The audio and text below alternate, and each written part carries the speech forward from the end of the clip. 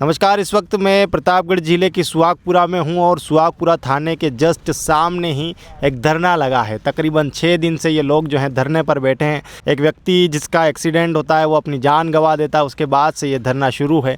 क्या क्या मांगे हैं, क्यों धरना चल रहा है, आज एक बड़ी तैयारी भी ये लोग कर रहे हैं। 11 मई को तकरीबन शाम को 7:30 बजे से 7:40 के बीच में सुहागपुर और सायण के बीच में एक एक्सीडेंट हुआ था।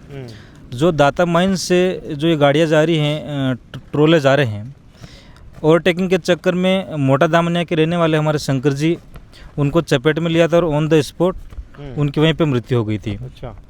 अब मौके पर वहाँ पे पुलिस पहुँची, उन्होंने मानवीयता दिखाते हुए हॉस्पिटल भी पहुँचाया उनको, लेकिन मौके पर ही उनकी मौत हो गई थी।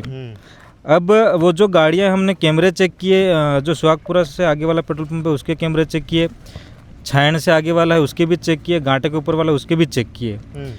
तो ये गाड़ियाँ जो सुहागपुरा से आगे वाले कैमरे आगे पीछे जा रही हैं, और जो इस पेट्रोल पंप पे पीछे वाली गाड़ी है वो जो जस्ट सायण से आगे वाला जो पेट्रोल पंप है वहाँ पे उस कैमरे में आगे बता रही हैं।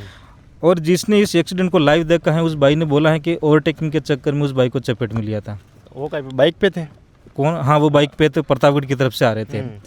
अब फिर परिवार ने 12 तारीख को रिपोर्ट दर्ज करवाई स्थानीय थाने सुहागपुरा में। 12 तारीख को रिपोर्ट दर्ज करवाने के बाद फिर उनका अंतिम संस्कार किया, तीसरा किया। उसके बाद 14 तारीख को हम स्थानीय थाने में पूछने के लिए गए कि जो वो गाड़ी हैं वो पकड़ी कि नहीं पकड़ी यूँ करके। तो पुलिस का जो जवाब था वो पूरा घुमा फिरा करके जवाब दिया। सीआई साहब बोले कि अगर उस गाड़ी को पकड़ भी लेंगे तो हमें क्या फ़ायदा, नहीं भी पकड़ेंगे तो हमें क्या नुकसान, ऐसे करके ऐसे बोला गया। ऐसे बोला सीआई साहब के द्वारा। दूसरी चीज़ पुलिस की तरफ से ये बोला गया कि हम वहाँ घाटे के ऊपर गए, वहाँ पे गाड़ियाँ खड़ी थी, हमने गाड़ियों को देखा, कोई निशान नहीं मिला गाड़ी के ऊपर। ड्राइवरों की धड़कनें चेक की तो हमने लगा कि उनमें से कोई था एक्सीडेंट करने वाला। ऐसे तो हमारा कहना ये कि धड़कन से कैसे पता लगा सकते हो कि किसी ड्राइवर ने एक्सीडेंट किया है। फिर परिवार ने बिल प्रदेश मुक्ति मोर्चा से संपर्क किया कि पुलिस प्रशासन की तरफ से ऐसा घुमा फिरा करके जवाब दिया जा रहा था, हमारी आप सहायता करें, हमें न्याय दिलवाएं। तो उसके बाद बिल प्रदेश मुक्ति मोर्चा ने 15 मई को एसडीएम महोदय के मार्फत जिला कलेक्टर को ज्ञापन दिया, जिसमें हमारी 7 सूत्री मांगी थी कि सबसे पहले तो जो शंकरलाल का एक्सीडेंट हुआ है उस ट्रोले की और उस ट्रोले चालक की जांच कर उसको गिरफ्तारी सुनिश्चित की जाए और उसके ऊपर कानूनी कार्रवाई की जाए।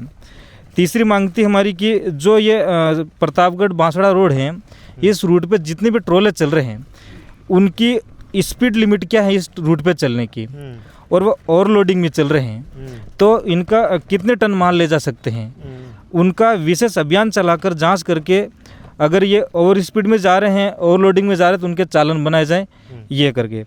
और इसमें 5वीं मांग थी हमारे कि इस पूरे रूट पर सीसीटीवी कैमरे लगाए जाएँ जहाँ जहाँ आबादी क्षेत्र हैं। जो स्पीड ब्रेकर छोटे छोटे बना रखे हैं जहाँ पर ये गाड़ी वाले बिल्कुल भी धीमी नहीं करते हैं। हमारे पास वीडियो भी पड़ा है, इतना फास्ट निकलते जस्ट थाने के सामने जो ब्रेकर बना हुआ है। तो वहाँ पे थोड़े जो ब्रेकर हैं वो थोड़े बड़े बनाए जाएं, नियमित पुलिस पेट्रोलिंग होनी चाहिए।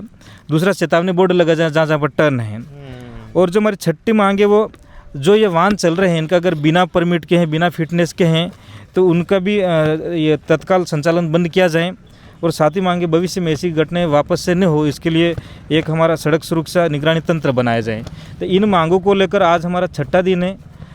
एसडीएम साहब मिलने के लिए आए थे शुक्रवार को, उससे पहले स्थानीय पुलिस मिलने के लिए आई थी, लेकिन हमें ये मौखिक में आश्वासन दे रहे हैं, लिखित में हमें देने के लिए तैयार नहीं है। एसडीएम साहब की तरफ से बोला गया ठीक है हम ये सब कर देंगे, आर्थिक सहायता के लिए मुख्यमंत्री सहायता राशि कोष से ये अप्लाई करवा दिया, सब करवा दिया, लेकिन खास करके उस गाड़ी को पकड़ने के लिए हानाकानी कर रहे हैं।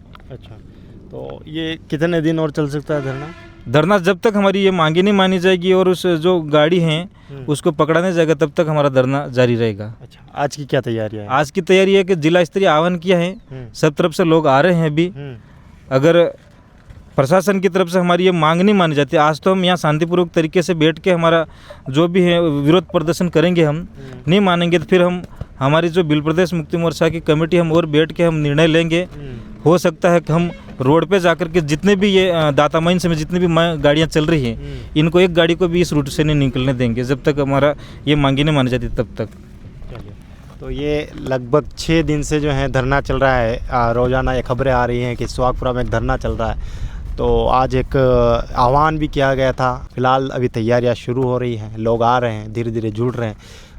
तो ये तमाम मांगे थी और यही उम्मीद है कि कुछ सुधार होगा, क्योंकि जैसे हम भी आए हैं तो काफ़ी स्पीड में ट्रोले निकलते हैं और ये सच्चाई है।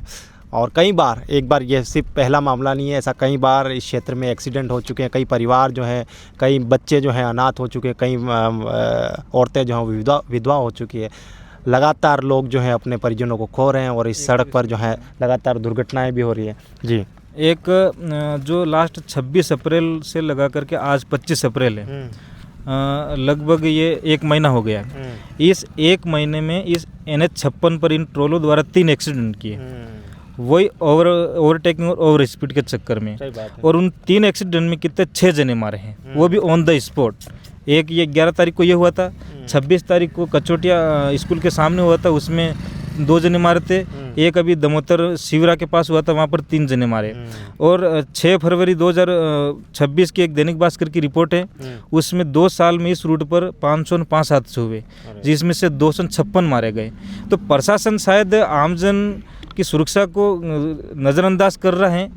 अब ये कल शुक्रवार को जो एसडीएम साहब आए थे, वो हमें बोल रहे हैं कि हम ब्रेकर के लिए हम NH को लिखेंगे तब जाके ब्रेकर बनेंगे। तो भाई हमारा ये कहना है कि जैसे हम बांसवाड़ा जिले में एंट्री करते हैं तो वहाँ पे बड़े बड़े ब्रेकर बने हुए हैं, जैसे उधर जाते हैं हम अपने प्रतापगढ़ से उधर जाते हैं तो भी वहाँ पे बड़े ब्रेकर बने। तो एक ही NH-56 पर 2 रूल थोड़ी होंगे क्या? तो हमारा ये कहना कि इस NH-56 जहाँ आबादी क्षेत्र है वहाँ थोड़े ब्रेकर बड़े बनाए जाए, ताकि ये ट्रोले वाले जो कंट्रोल करें अपने आप को। और दूसरा एक चीज़ और हमारे सुनने में आई है कि इन ट्रोले के जो ड्राइवर हैं, इनको एक चक्कर के, इनके जो मालिक हैं 2500 से 3000 रुपये देते हैं एक चक्कर के। अच्छा, ये फैक्ट न्यूज़ है, ये हमें किसी मिलने वाले ने बताया उनमें से कि 2500 से 3000 रुपये देते हैं। और उस चक्कर में वो लोग क्या है कि और स्पीड में चलाते हैं, ताकि वो जितने ज़्यादा चक्कर करेंगे उतने ज़्यादा पैसे मिलेंगे इनको। दूसरी चीज़ ये सुनने में आई है कि उस ट्रोले को चलाने के लिए हैवी लाइसेंस होना चाहिए। दूसरा, कम से कम 4 से 5 साल का अनुभवी आदमी होना चाहिए। हमारे लोगों ने देखा है कि उसमें 18 साल से भी कम उम्र के लोग कहीं चला रहे गाड़ी, वो वाली 18 साल से कम। हाँ, जो जिनको कोई ट्रैक्टर चलाना आ रहा है या फिर ये पिकअप चलाना आ रही है, हो सकता है कि वो जो वाकई में उस गाड़ी पर जो ड्राइवर लगा हुआ वो साइड में उतर जाए, उसको देख कर बोल दे कि तू खाली करके आ जाए, ऐसे करके। तो ऐसे हमारे लोगों ने लाइव देखा है, जैसे वो गाड़ी खड़ी करके वो लड़के चाय पीने जा रहे हैं, ऐसा देखा है। तो ऐसे कम उम्र वाले चला रहे, वो और स्पीड में चलाते, इस चक्कर में ये एक्सीडेंट हो रहे हैं ज़्यादातर यहाँ पे। चलिए, ये गंभीर सवाल है जो ये आंकड़ा बता रहे हैं कि 1 साल के अंदर अगर ये सही है, ये आंकड़ा वेरीफाई भी करना ज़रूरी है। और अगर ऐसा हो रहा है तो प्रशासन को बड़ा ध्यान देना ज़रूरी है। अगर इस तादाद में इस तरफ जो है दुर्घटनाएं हो रही है तो फिर ये बड़ा संकेत भी है कि आने वाले समय में और भी ऐसे हादसे हो सकते हैं, और भी परिवार जो है इस तरीके से अपने लोगों को खो सकते हैं। तो उम्मीद यही है कि शासन प्रशासन थोड़ा ध्यान देगा और ब्रेकर भी बनाएगा, और थोड़ा सा जो है ये ओवरलोडिंग ट्रोले जो हैं इनकी स्पीड भी कम करवाएगा, क्योंकि लगातार इस रोड पे ये हादसे हो रहे हैं। और अभी भी हम जैसे रास्ते में आ रहे थे तो एक ट्रोला जो था वो वहाँ पर उसका भी एक्सीडेंट हो रखा था। तो ऐसी तमाम सारी चीज़ें हो रही है इस क्षेत्र में। मेरा नाम पंकज कुमार है, आप टीम TSP देख रहे हैं। धन्यवाद।